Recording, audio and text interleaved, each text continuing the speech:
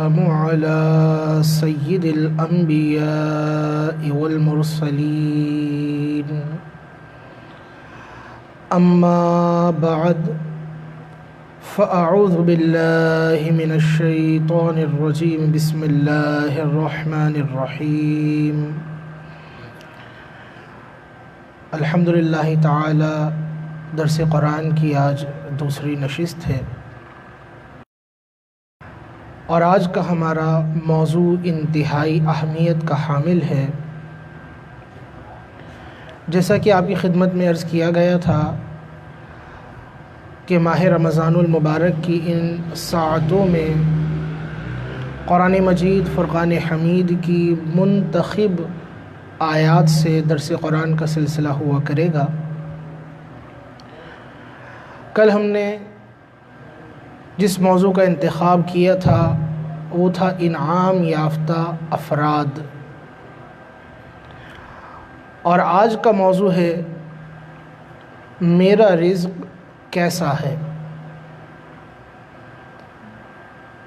ہم میں سے ہر ایک یہ تمنا رکھتا ہے کہ میرے پاس مال ہو، اسباب ہوں، رزق کی کثرت ہو، لیکن اس تمنا کے ساتھ شریعت نے جس چیز کو ترجیح دی ہے وہ یہ ہے کہ آپ رزق کی تمنا کے ساتھ یہ خیال زیادہ رکھیں کہ میرا رزق کون سا اور کیسا ہے۔ چنانچہ قرآن مجید فرقان حمید کی کئی آیات میں رزق کے حوالے سے بیان موجود ہے۔ آج ہم نے جس آیت کا انتخاب کیا یہ سورہ نساء آیت نمبر 29 ہے، جس میں اللہ رب العزت نے فرمایا یا ایھا الذین آمنوا، اے ایمان والو، لا تأکلوا اموالکم بینکم بالباطل، تم ایک دوسرے کا مال ناحق نہ کھاؤ۔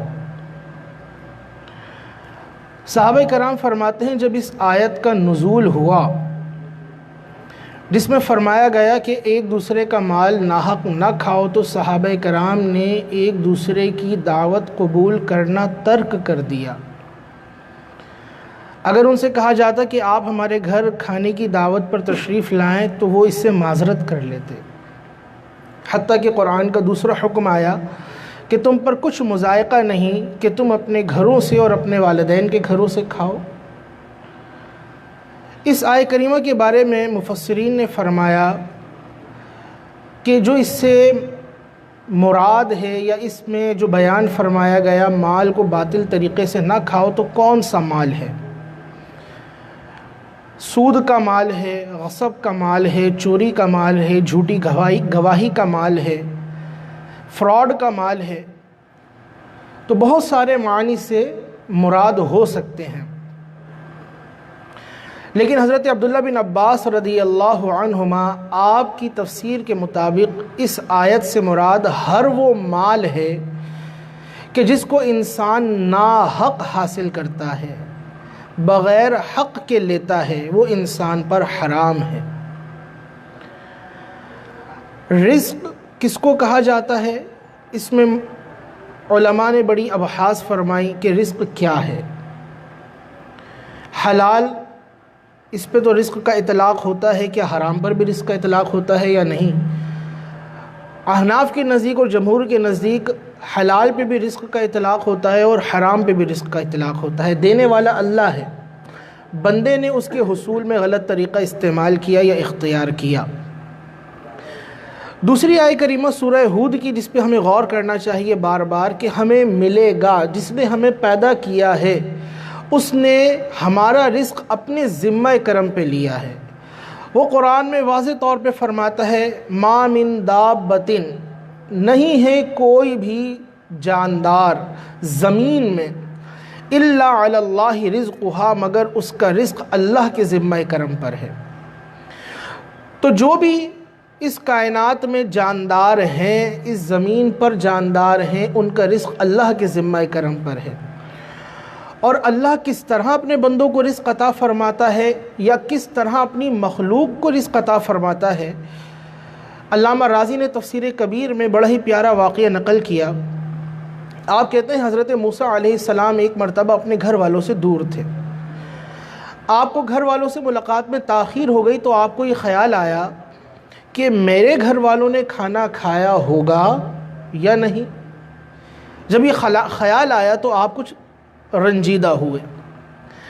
اللہ رب العزت نے آپ کو حکم دیا، اے موسیٰ آپ کے قریب ایک پتھر ہے، اس پر اپنا عصا ماریے۔ آپ نے جب پتھر پہ عصا مارا وہ شق ہو گیا، اس کے اندر سے ایک پتھر برآمد ہوا۔ فرمایا اس پر بھی عصا ماریں، آپ نے ایسا ہی کیا، اس میں سے پھر ایک پتھر نکل آیا۔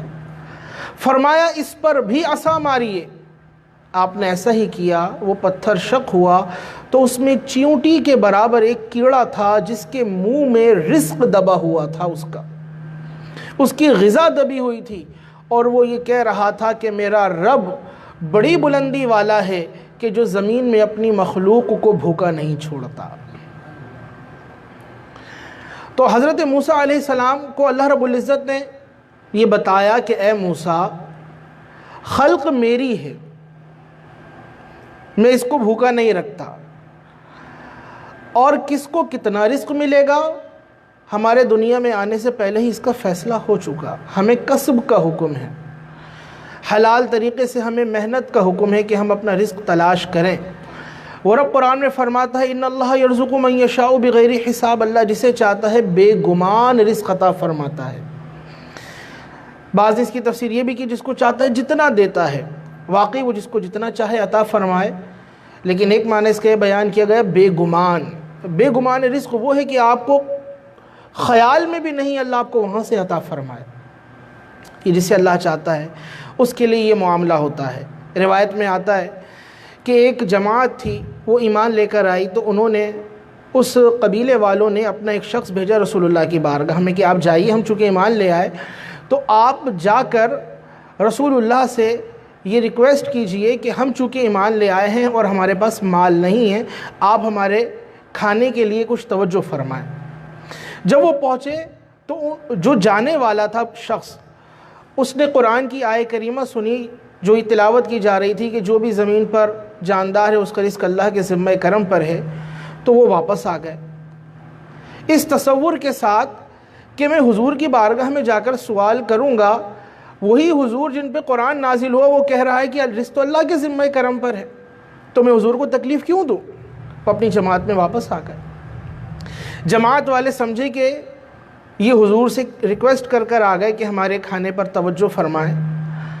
کچھ دیر کے بعد دو اشخاص تھالوں میں روٹیاں اور سالن لیے ان کے پاس آ گئے، انہوں نے اس سے کھایا، سیر ہو گئے لیکن پھر بھی بچ گیا، تو انہوں نے اس کو مناسب سمجھا کہ اس کھانے کو واپس حضور کی بارگاہ میں بھیج دیا جائے۔ ان کا تصور یہ تھا یہ بارگاہ رسالت سے آیا، تو انہوں نے اس رزق کو بارگاہ رسالت میں بھیجا اور شکریہ ادا کیا کہ آپ نے ہم پر کرم فرمایا، رزق عطا فرمایا، آپ نے ہمارے لیے کھانے کا اہتمام کیا اور یہ بچ گیا، چونکہ آپ ہی کی طرف سے آیا تھا تو یہ سب ہم آپ کی خدمت میں بھیج رہے ہیں۔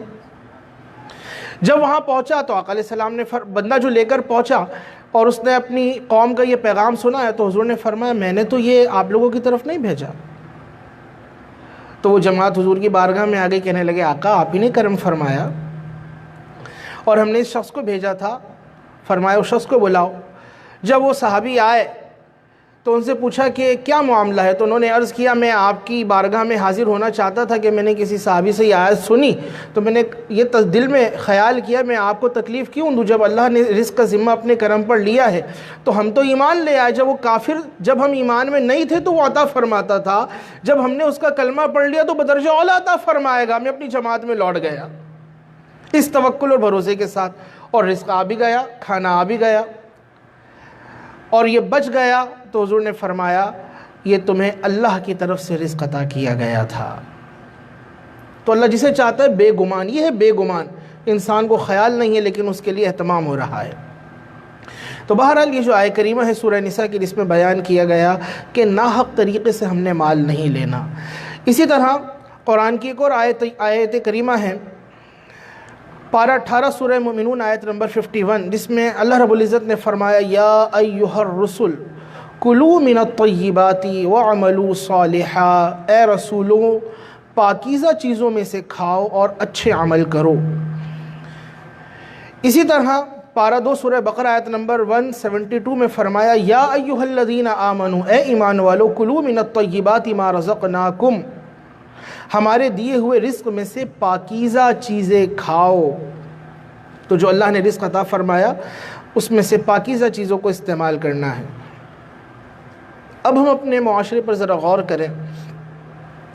ہم یہ سمجھتے ہیں کہ رزق میں اپنی عقل سے حاصل کرتا ہوں، حالانکہ بزرگ فرماتے ہیں کہ اگر مال عقل سے کمایا جا رہا ہوتا یا رزق عقل سے حاصل ہو رہا ہوتا تو دنیا کے سارے بے وقوف اور پاگل بھوکے مر جاتے۔ لیکن آپ دیکھیے کہ جن کی عقلیں زائل ہو گئیں ان کی خدمت پر اللہ نے عقل والوں کو مامور کر دیا۔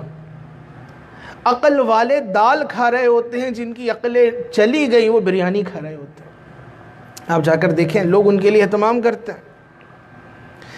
پھر بالخصوص جو موجودہ حالات ہے، اس تناظر کے اندر آپ غور کریں، ہمارے یہاں ہر طرف یہ شور ہے کہ کاروبار بند ہے، لاک ڈاؤن کا سلسلہ ہے، مالی تنگی ہے۔ ٹھیک ہے، مالی تنگی ہے، کاروبار بند ہو گیا، لیکن آپ دیانتداری کے ساتھ اپنی صرف گلی کے بارے میں سوچئے، پورے علاقے کے بارے میں، صوبے کے بارے میں، شہر کے بارے میں سوچنا ہماری ذمہ داری نہیں ہے۔ اپنی گلی کے بارے میں غور کریں کہ آپ کی گلی کے اندر اگر 20 گھر ہیں، ان 20 گھروں میں سے 15 گھر ایسے ہیں کہ جو چھوٹے کاروبار سے تعلق رکھتے ہیں، ان کا کاروبار بند ہو گیا، لیکن کیا جب سے یہ معاملہ چل رہا ہے ان کے گھر میں چولہا نہیں جلتا؟ ٹھیک ہے، تنگی ہوگی لیکن رزق تو ملتا ہے نا۔ لوگ کھانے پہلے وہ خود بناتے تھے، اب انہیں کوئی بنا بنایا دے کے چلا جاتا ہے۔ پہلے انسان محنت کر رہا تھا اناج کے لیے، غلے کے لیے رقم جمع کرتا تھا، پھر اس کے بعد اس کو وہ رزق ملتا تھا، اپنے گھر میں وہ راشن لاتا تھا۔ حالات خراب ہو گئے، ٹھیک ہے، وسعت نہیں ہے، کوئی آیا دروازے پر، وہ راشن کا بورا رکھ کے چلا گیا، ہم نے تو کوئی محنت ہی نہیں کی، اللہ نے تو ہمارا رزق لکھا ہوا ہے، ہم پریشان ہو رہے تھے پتہ نہیں میرا کیا ہوگا۔ لیکن مالداروں کی تجوریوں کے اندر جو مال رکھا ہوا تھا، جسے سمجھتے تھے یہ ہمارا ہے، انہوں نے تجوریوں کے منہ کھول دیے اور غریبوں کے گھر میں مال پہنچا دیا۔ غریب سمجھتا تھا میرے گھر میں تو کچھ بھی نہیں ہے، لیکن اس کا گھر راشن سے بھر گیا۔ اور آپ دیکھیے لوگوں نے اتنا بازدیں جمع کر لیا کہ وہ جا کے دکانوں پہ واپس بیچتے ہیں اس کو، 4 5 مہینے کا اسٹاک کر لیا، کئی من غلہ جمع کر لیا لوگوں نے۔ ہاں، بعض وہ ہیں کہ جن تک نہیں پہنچا، سفید پوش ہیں، لیکن اگر کوشش کی جائے، طلب کے اندر بندہ نکلے تو ضرور اس کو ملتا ہے۔ ایسا تو نہیں گھر کے اندر بیٹھا رہے، جب حالات خراب ہیں تو آپ نکلے، رابطہ کریں، اللہ تعالیٰ عطا فرمائے گا۔ تو وہ فرماتا ہے رزق تو میرے ذمہ کرم پر ہے۔ ہم پریشان ہوتے ہیں کہ میرے گھر میں 3 ٹائم کا کھانا کس طرح چلے گا، 8 افراد 10 افراد ہیں، کچن کس طرح چلے گا۔ ہم پریشان ہیں نا، لیکن اللہ کی ذات پہ بھروسہ کیجئے۔ آپ دیکھیے سمندر کے اندر مچھلیاں، اور دنیا کا سب سے بڑا جانور آپ کہہ لیں ویل مچھلی یا بلو ویل جس کو کہا جاتا ہے، جب وہ منہ کھولے تو کئی من مچھلیاں اپنے منہ کے اندر وہ داخل کر لے، 1 ہفتے کے اندر وہ ہزاروں ٹن مچھلی کھا جائے، اس کو رزق کون دے رہا ہے؟ اور پھر سمندر کے اندر سے جب مچھیرا جال ڈالتا ہے تو کئی من مچھلیاں نکال لیتا ہے، ہر مچھیرا جال ڈالتا ہے کچھ نہ کچھ نکال لیتا ہے۔ تو اللہ رب العزت سمندر کی گہرائیوں میں، اندھیروں میں جب اس مچھلی کو رزق عطا فرما رہا ہے، پہاڑوں کی دراڑوں کے اندر موجود چیونٹیوں کو رزق عطا فرما رہا ہے، تو کیا وہ ہمیں رزق عطا نہیں کرے گا؟ آپ کبھی اپنے گھر میں کہیں چینی کے 2-4 دانے ڈال دیں اور پھر آپ اس کے بعد دیکھیں، آپ کو چند لمحوں کے بعد اس کے اطراف میں چیونٹیاں یا مکھیاں موجود نظر آئیں گی۔ ان چیونٹیوں کو کس نے پیغام دے دیا، ان کے دل میں کس نے الہام کر دیا کہ تمہارا رزق وہاں پہ پڑا ہوا ہے، پہنچو؟ بظاہر تو کچھ بھی نہیں تھا، اللہ رب العزت نے۔ پھر انسان پریشان ہوتا ہے، دنیا بھر میں وہ کوششیں کر رہا ہوتا ہے رزق کے لیے، اور اس کو سمجھتا ہے کہ پتہ نہیں مجھے ملے گا یا نہیں ملے گا، اس لیے جس ذریعے سے حاصل ہو رہا ہے مجھے مل جائے۔ آپ مچھر کو دیکھیں، مچھر بھوکا ہے، آپ کسی کمرے میں جائیں، کمرہ بند ہے، آپ نے کمرے کا دروازہ کھولا، اندر سے مچھر نکلا اور وہ آ کر بیٹھ گیا اور خون چوس کے چلا گیا اور تگڑا ہو گیا وہ. یعنی ہم پہنچے اس کے لیے وہاں پر بطور غذا کے، اور اس نے ہمیں ہی اپنی غذا بنا لیا. اللہ بے نیاز ہے.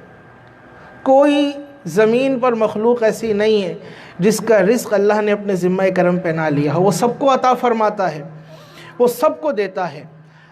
اب جو مسلمان ہیں یا جو ہم بندے ہیں، ہمیں حکم یہ ہے کہ تم حلال ذریعے سے حاصل کرو، تم پاکیزہ ذریعے سے حاصل کرو.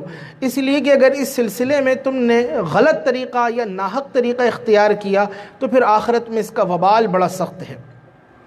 مسلم شریف کی روایت ہے کہ ایک بندہ ہے جو طویل سفر کرتا ہے، اس کے بال بکھرے ہوئے ہیں اور غبار آلود چہرے کے ساتھ وہ آتا ہے اور آسمان کی طرف ہاتھ اٹھا کر وہ کہتا ہے اللہ، اے اللہ.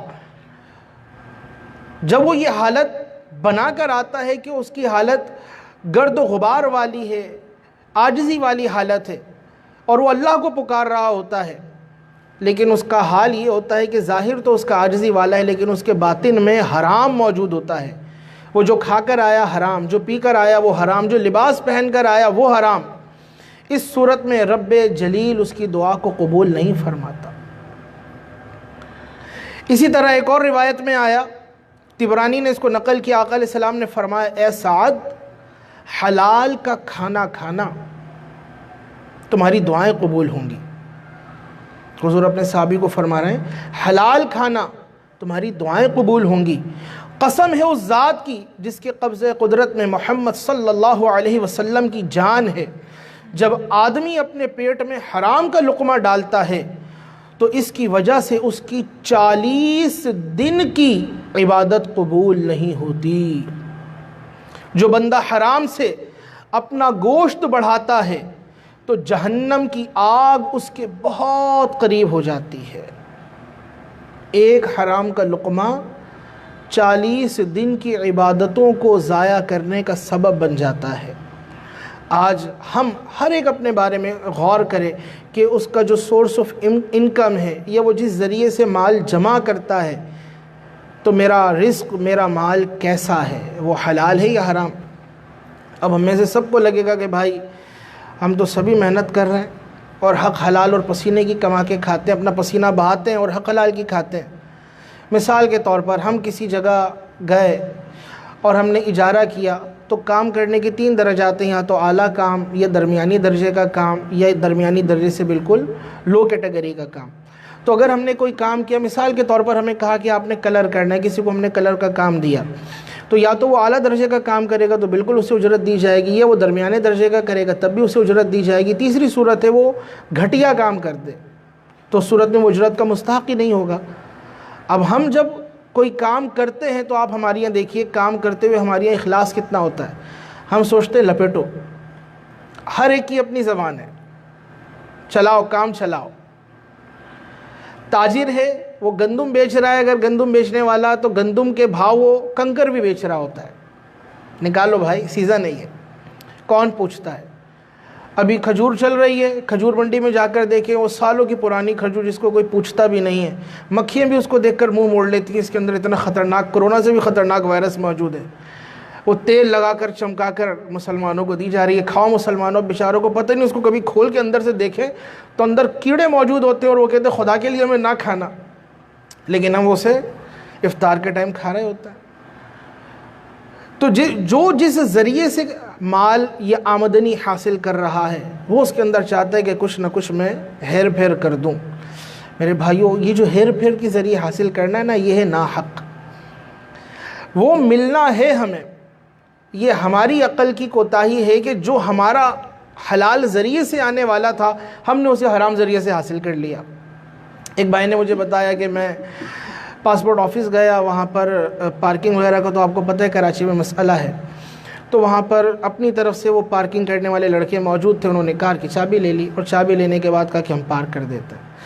تو وہ کہتے ہیں اس کے اخلاق اتنے اچھے تھے، میں نے کہا کہ اس کو جو ہے نا میں 200 روپے دوں گا، حالانکہ پارکنگ فیس شاید 50 روپے تھی وہ بتا رہا تھا.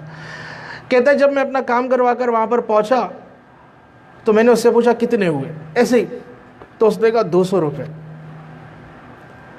وہ کہتا ہے پھر میں اس سے جھگڑنے لگا کہ 200 روپے کیوں، یہ تو 50 روپے فیس ہے۔ وہ کہتا ہے نہیں تمہیں بڑا ٹائم لگ گیا یہ وہ۔ تو وہ کہتا ہے میرے دل میں نیت تھی میں نے اس کو 200 روپے دینا ہے۔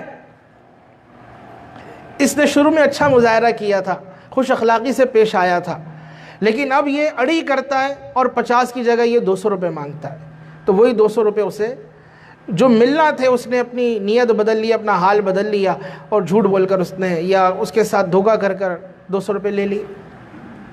ہمارا بھروسہ بڑا کم ہو گیا ہے اللہ کی ذات پر۔ آج ہماری یہاں قوم مولویوں کو بڑا برا کہتی ہے، دینداروں کو بڑا برا کہتی ہے۔ میں کہتا ہوں ان کا جو مال ہے نا، ایسا ستھرا مال ہے، صرف ان کا نہیں، جو ان کی طرح محنت کر رہا ہے۔ مثال کے طور پر اذان دینا ہے مؤذن صاحب نے، اب اذان دے رہا ہے، اپنے جو منافع ہیں اس نے سونپ دیے، یہ اتنا وقت دے دیا اور اس کے بدلے میں اسے اجرت مل رہی ہے۔ اب بتائیے اس کے اندر حرام کا شبہ کیا ہے؟ کوئی حرام کا شبہ ہے؟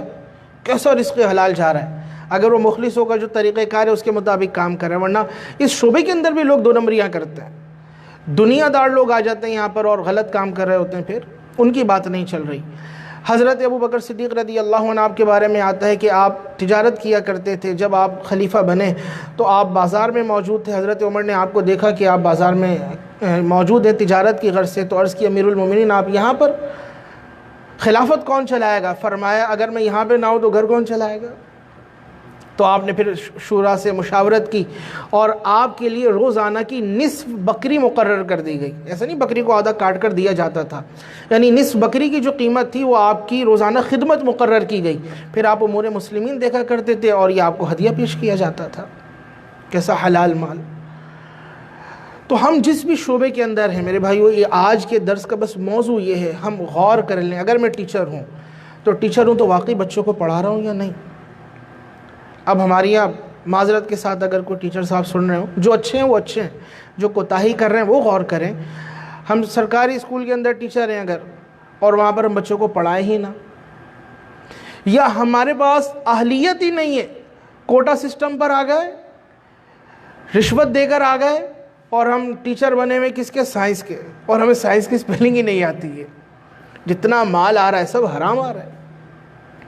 پھر ہماری ایک اور وبا یہ ہے کہ چونکہ یہ نوکری حاصل کر لی، اب یہاں تو کوئی پوچھنے والا ہے نہیں، تو چلو کوئی اور دوسری نوکری کرتے ہیں، اور یہاں پر جو حاضری لگانے والے اس کو 5000 روپے دے دیا، کچھ سیٹنگ کر لی اس کے ساتھ بغیر محنت کے۔ یہی وجہ ہے آج نوجوانوں سے پوچھو کیا کام کرنا ہے تم نے؟ سرکاری نوکری چاہیے ہمیں۔ تو بھائی تم یہ پرائیویٹ کام کر کے یا تجارت کر کے بھی تو مال کما سکتے ہو۔ یہ ایک دھن بیٹھی ہوئی وہاں پہ کچھ کرنا ہی نہیں پڑتا، لیکن بہت سے ایسے ہیں جو بہت کچھ کر رہے ہوتے ہیں۔ واقعی وہ گورنمنٹ جاب کرتے ہیں لیکن دیانت داری کے ساتھ اور شرعی ضابطوں کے ساتھ وہاں پہ کام کر رہے ہوتے ہیں کہ اخبار بھی پڑھنا ہے تو وہ کہتے ہیں نہیں بھائی یہ ہمارا وقت اجارے کا ہے، ہم اس میں اخبار کیوں پڑھیں، ہم اس میں اضافی کام کیوں کریں، اپنا پرسنل کام نہیں کرنا، جو ہمیں ذمہ داری دی گئی ہے ہم نے اسی کو فالو کرنا ہے۔ بعض ایسے تقوی پرہیزگاری والے ملیں گے، اور بعض وہ ہیں جو ایک ہی وقت میں 2 اداروں کے اندر جو ہے نا موجود ہوتے ہیں، تقرر ہوتا ہے، اور تیسری جگہ خود کام کر رہے ہوتے ہیں۔ اندرون سندھ جا کر آپ ہمارے یہاں حال دیکھیں، اسکول ہے لیکن وہاں پہ پڑھانے والے نہیں، اور پھر وہ آتے ہیں یہاں پہ ہلہ بولتے ہیں پریس کلب پر آ کر، اور جب ان سے پوچھا جائے کہ آپ کیا پڑھاتے ہو یا کیا کرتے ہو، وہ ایک ہی کام کے لیے آتے ہیں کہ ہمیں ہماری تنخواہیں بڑھاؤ، یہ کام کرو وہ کام کرو۔ صرف ان کو ٹارگٹ کرنا مقصود نہیں ہے، سمجھانا مقصود ہے۔ میں عموماً مثال دیا کرتا ہوں، ایک نوجوان تھا، وہ کہنے لگا کہ بھائی ہماری فیکٹری کے اندر تو بڑی پابندی ہے، کچھ لا نہیں سکتے، سیٹ نے جو ہے نا بڑی سختی کی ہوئی ہے۔ اب کوئی جاتا ہے بالفرض اس میں ٹیکسٹائل کے اندر تو کوشش ہوتی ہے کوئی کپڑا چھپا کر لے آئیں، شرٹ چھپا کر لے آئیں۔ ابے بھائی تو کام کرنے جا رہا ہے وہاں پر، اپنی محنت کی اجرت لے کر آؤ، نہیں کچھ لے کر آنا ہے، اس کے بغیر تو سکون ہی نہیں آئے گا۔ تو وہ کہتا ہے مجھے سرف کی کمپنی میں کام مل گیا، لیکن وہاں سے سرف ہم لے کر کیسے آئیں، گھر پہ اجازت ہی نہیں تھی، بڑی سختی۔ تو وہ کہتا ہے بھائی ہم نے تو ایک طریقہ اپنایا ہوا ہے، بڑی آسانی ہے۔ کیا؟ وہ کہتا ہے میلے کپڑے پہن کے جاتے ہیں اور وہ سرف جو ہے اس کے اوپر پورا بھر لیتے ہیں اور اسے گھر پہ لے آتے ہیں، اور زبردست وہاں پر چونکہ کیمیکل اور یہ ساری چیزیں جو ہیں وہ اعلیٰ کوالٹی کی ہیں، گھر بھر کے کپڑے دھل جاتے ہیں اس سے، اور اتنا سرف کپڑوں کے اندر ہوتا ہے کہ کام جو ہے ہمارا نکل جاتا ہے۔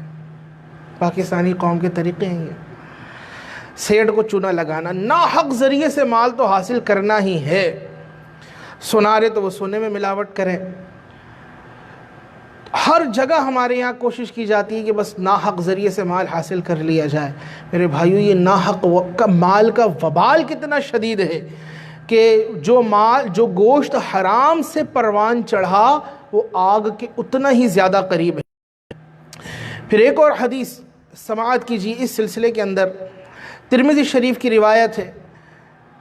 حدیث شریف میں آیا کہ بندہ اس وقت تک قیامت کے دن نہیں ہلے گا، یعنی میدان معاشر میں کھڑا ہے، وہ ہل نہیں سکتا اس وقت تک جب تک اس سے 4 چیزوں کا سوال نہ ہو جائے۔ اس نے اپنی عمر کیسے پوری کی، اپنی جوانی کن کاموں میں صرف کی، اور مال کہاں سے حاصل کیا، اور کہاں سے حاصل کیا، کہاں خرچ کیا، اور اپنے علم پر کتنا عمل کیا۔ تو یہ جو تیسرا سوال ہے میدان محشر میں ہوگا، اس کے بغیر وہاں سے قدم نہیں ہلا سکتے۔ مال کہاں سے حاصل کیا اور کہاں خرچ کیا، خرچ کی بات نہیں کرتے ہم، اب یہ حاصل کہاں سے کیا، ہم غور تو کریں۔ خدا را اپنا یہ ذہن بنا لیجئے، غیر کا مال وہ سونے کا ڈھیر ہی کیوں نہ ہو آپ کے لیے خاک ہے، اور آپ کے پاس خاک ہی کیوں نہ ہو آپ کے لیے سونا ہے۔ اللہ رب العزت نے حلال میں برکت رکھی ہے، حرام میں برکت نہیں رکھی۔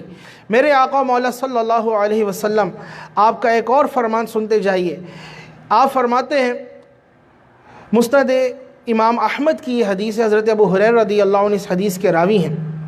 آپ کہتے ہیں آقا نے فرمایا، قسم ہے اس کی جس کے دست قدرت میں میری جان ہے کہ تم میں سے کوئی اپنی رسی لے کر پہاڑ کی طرف نکل جائے اور لکڑیاں اکٹھی کر کے پیٹھ پر لاد کر لائے اور انہیں بیچ کر کھائے تو وہ اس سے بہتر ہے کہ وہ اپنے منہ میں حرام کا لقمہ ڈالے۔ لکڑیاں کاٹ کر روزی حاصل کی جائے، انسان اپنے آپ کو حرام سے دور رکھے۔ اسی طرح ایک اور روایت میں آیا کہ فرائض نماز کے بعد رزق حلال طلب کرنا بھی فرض ہے۔ رزق حلال بھی عبادت ہے، لیکن ہم رزق حلال کو عبادت سمجھتے ہی نہیں ہیں۔ رشوت، فراڈ، دھوکہ، اور ہماری یہاں تو نوجوان نسل کو چھوٹے چھوٹے بچے موٹر سائیکل چلا رہے ہیں، لائسنس نہیں ہے، ہیلمٹ نہیں ہے، رانگ وے پہ جا رہے ہیں، قانون کی کھلی خلاف ورزی ہے، لیکن کہتے ہیں بھائی 20 روپے میں کام ہو جاتا ہے۔ اب اس کو کس نے بتایا 20 روپے میں کام ہو جاتا ہے؟ تو یہ تو رشوت دے رہا ہے، اور جو اس کا کام کر رہا ہے وہ ناحق مال لے رہا ہے، وہ اس کا حق نہیں ہے۔ الراشی والمرتشی کلاہما فی النار، حدیث میں صراحتاً آیا۔ تو ہم اگر دیکھیں مجموعی اعتبار سے ہمارے ہاں ناحق ذرائع سے اخذ مال، جمع مال، کسب مال یہ اتنا عام ہو گیا کہ شاید ہم اسے گناہ بھی نہیں سمجھ پاتے، بلکہ ناحق ذریعے سے مال حاصل کر کے کہتے ہیں یہ میرا حق ہے، یہ ہمارا حق ہے۔ میرے بھائیو، حق نہیں ہے۔ بالخصوص ابھی اس سیزن میں ویلفیئر کا کام ہو رہا ہے، لوگ راشن تقسیم کر رہے ہیں، بڑی بڑی کرپشنیں ہو جاتی ہیں، بڑی کرپشن ہے۔ مال لے کر آ رہے ہیں غریبوں کے نام پر، اپنے یہاں جمع کر رہے ہیں، اندھا باٹے ریوڑیاں کس کو؟ اپنوں کو لے کر آ رہے ہیں، دیتے ہی نہیں ہیں، غلط ڈیٹا دے دیا۔ 85 طریقے کرپشن کے جو چل رہی ہے، غریب بیچارے اور مزید غریب ہوتے چلے جا رہے ہیں۔ لیکن یاد رکھیے آخرت کے اندر اس کا وبال کتنا شدید ہے۔ سیدی اعلیٰ حضرت علیہ رحمہ آپ نے فرمایا، روایت نقل کی کہ جس نے کسی کا 1 پیسہ دنیا میں دبایا ناحق، آخرت میں اسے اس 1 پیسے کے بدلے میں 700 مقبول نمازیں دینی پڑیں گی۔ 1 روپے میں 1000 پیسے ہوتے ہیں، کتنے؟ 1000 پیسے مل کر 1 روپیہ بنتا ہے، 100 یا 100 پیسے ہوتے ہیں شاید، تو یہ 100 پیسے مل کر روپیہ بنے، 50 اور 50، 1000 زیادہ کہہ دی ہم نے، 100 پیسے ملیں گے تو 1 روپیہ بنے گا۔ اب 1 پیسہ جو ہے اس کے بدلے میں 700 نمازیں دینی ہیں، وہ بھی مقبول۔ تو پہلے تو نمازیں ہی نہیں ہیں، اگر کچھ پڑھ لیں تو اب وہ مقبول ہے یا غیر مقبول یہ پتہ ہی نہیں ہے، تو میدان محشر میں بنے گا کیا ہمارا؟ اللہ کی بارگاہ میں تو جواب دینا پڑے گا۔ آج جو بڑے بڑے امپائر قائم کر کے بیٹھے ہوئے ہیں، بڑی بڑی جائیدادیں بنا کر بیٹھے ہوئے ہیں، کہیں سے بھی آتا ہے جمع کر لو، بیوہ کا نوچ لو، یتیم کا مال کھا لو۔ قبر کے اندر بڑی سخت سزا ہے، اور آخرت کے اندر جواب دینا انسان کو پڑے گا اور جواب دے نہیں پائے گا۔ اللہ تعالی ہمارے حال پہ کرم فرمائے۔ نیت کیجئے انشاءاللہ ہم زندگی بھر کسب حلال پر ہی توجہ کریں گے۔